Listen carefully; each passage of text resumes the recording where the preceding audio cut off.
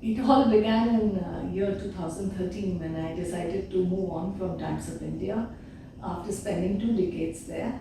I knew that I wanted to do something of my own and in the luxury space. Got an opportunity with Orma Piguet. They were looking for PR agency, and that's how AKLC was born. Luxury industry in India is still in its growth stage and it's a long way to go. We could categorize this in goods and services or products and services. In services, of course, experiences are growing and we do have hotels and airlines already, but airlines, of course, has gone through different phenomena in our country. But yes, it's still growing because experiences are on rise. As you would recognize that India is a young country with more millennials there and therefore demand for experiences. So this is one sector which is to be watched out for. When it comes to products, goods, I would say by and large auto industry is a large, a big industry, big segment which is growing in India. Very quickly followed by other accessories which includes your watches and jewelry. And today another segment that we need to watch out for, which is important and making everybody notice the way it's growing, it's the color cosmetic and fragrances industry.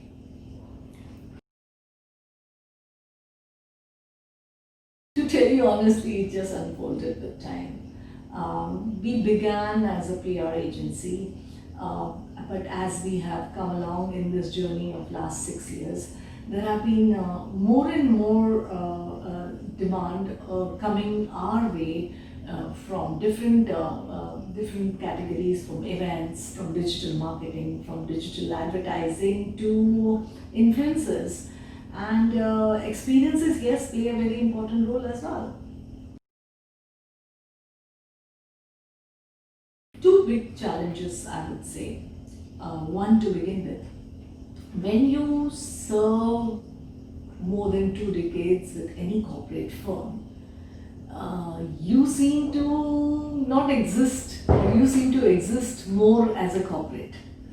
I was always looked upon as Times of India and specifically for luxury business. And then when you move on to create that identification that you are now starting off with your own venture on your own, that identification which is etched among the industry to bring about that move, that shift, that did it created a kind of a challenge which has taken some time. The second challenge as a boutique firm, like any other small firm would face, is getting right people. All challenges would take some time and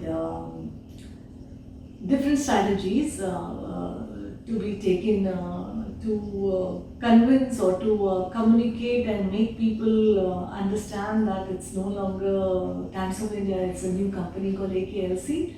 It took a lot of, let's say, consistent communication. Yeah, consistent communication, focused approach helped us to move from there. Manpower, it's even today a challenge. It continues to be a challenge.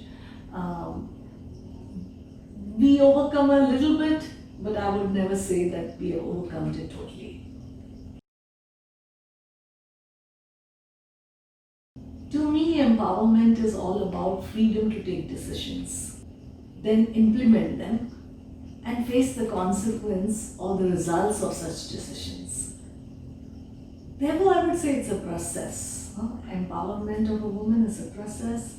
We have a long way to go, and yeah, the empowerment of women is all about freedom to take decisions, make choices, take risks.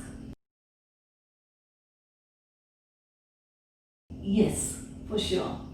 Women, scientifically, biologically is much more emotional than her counterpart, that is the male. As a businesswoman, I feel we have to ensure that we do not become emotional and we keep emotion aside during taking or while making the corporate decisions. If you have to be conscious about that.